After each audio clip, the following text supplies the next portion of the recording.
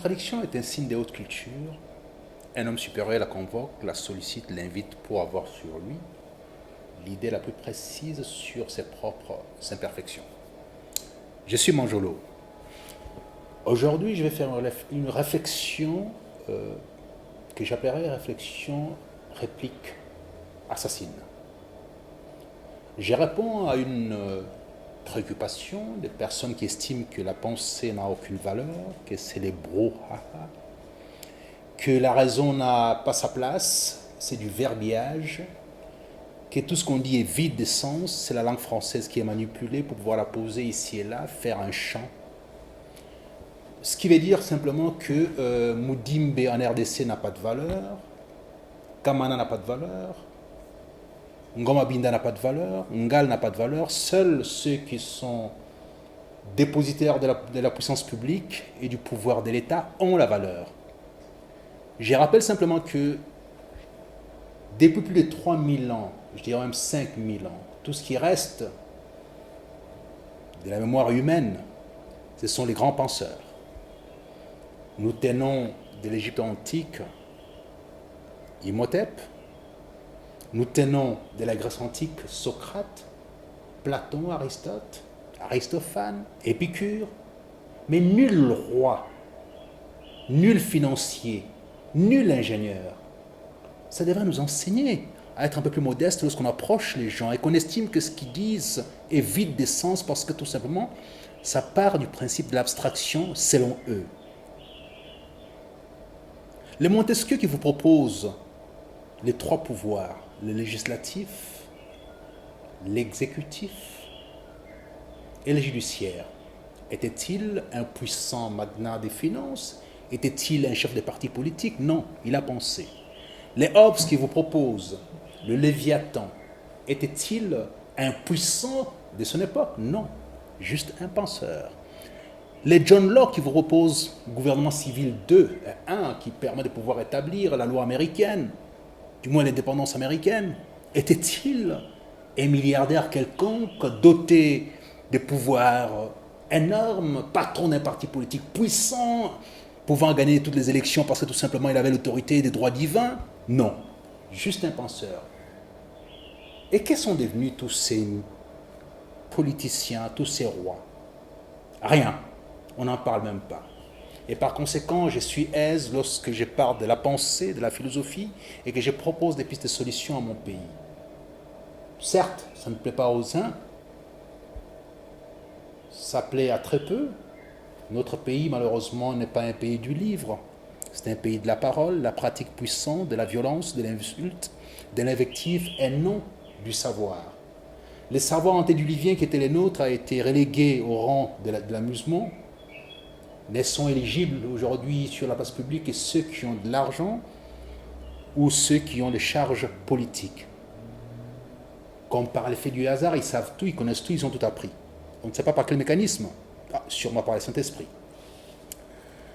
Aimé Césaire, encore un autre, selon vous qui serait un aventurier, ou selon eux qui serait un aventurier, dit, dans son texte Discours sur le colonialisme, nous dit ceci, à la première page: une civilisation qui s'avère incapable de résoudre les problèmes que suscite son fonctionnement est une civilisation décadente.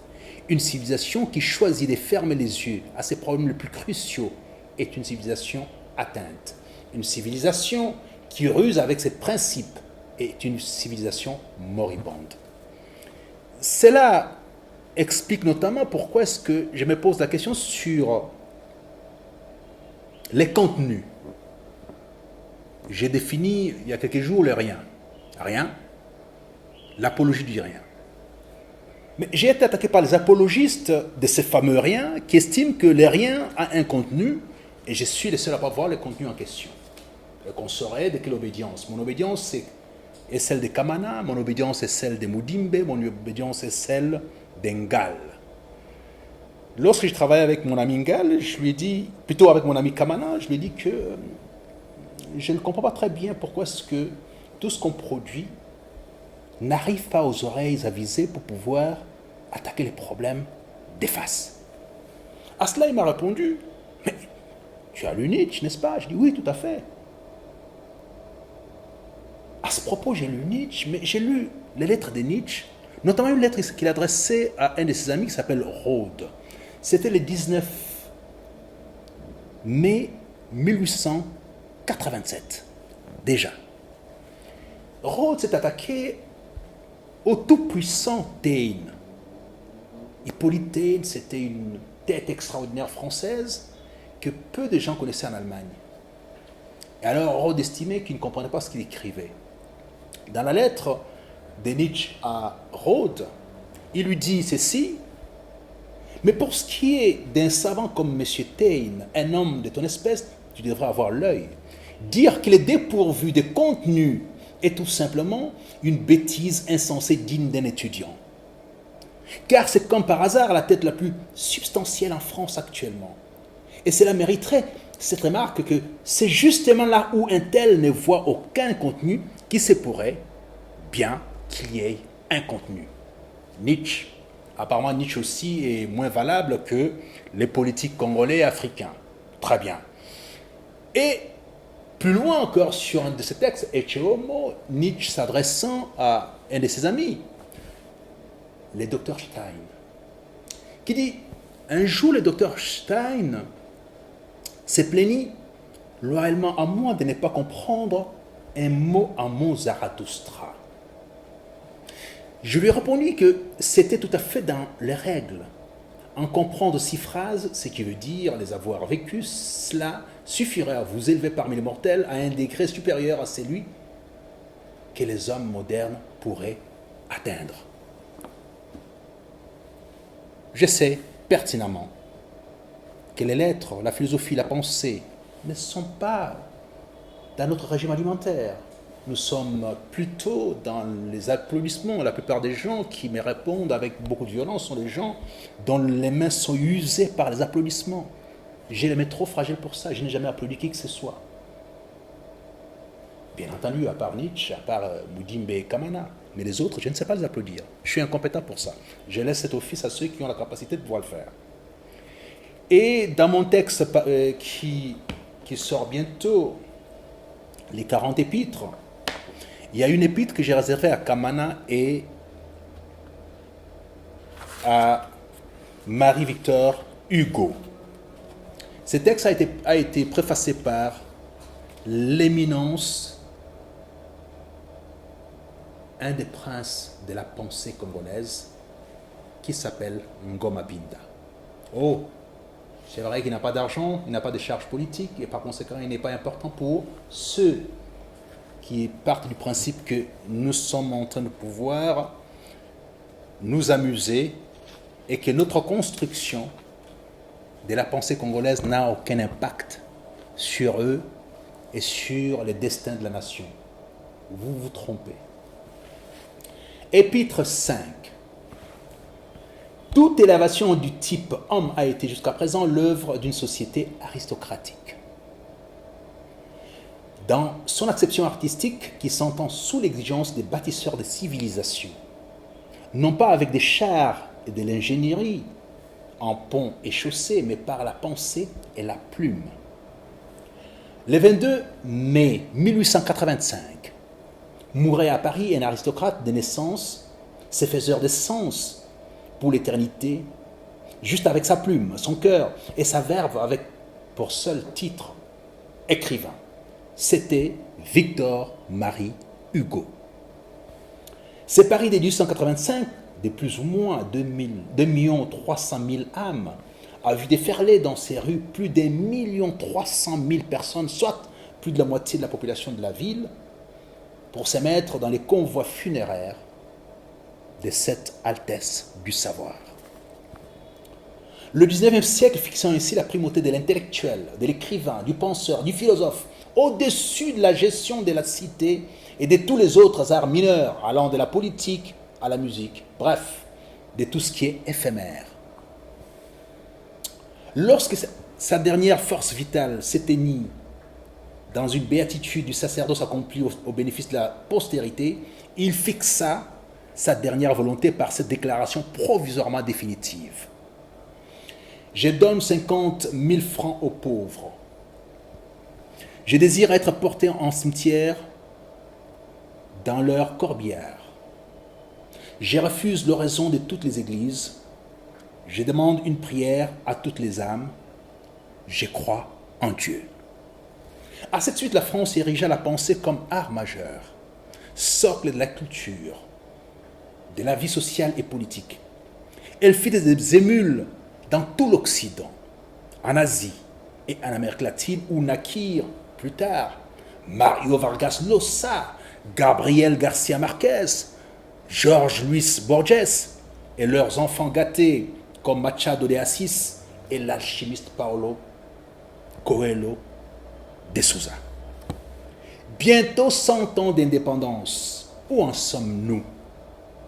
Les ministères de la Culture et l'antichambre de la bêtise nationale, le repère du capharnaüm réservé aux saltimbanques et de tout ce qui décape la peau de la tête aux pieds, aux fabricants d'insanité et aux promoteurs du stupre. Quid de la pensée structurante? Certes, la musique est un art capital. Elle peut être même une fenêtre philosophique et poétique comme chez Lutumba. Mais elle est, au mieux, un art moyen, sinon un art mineur.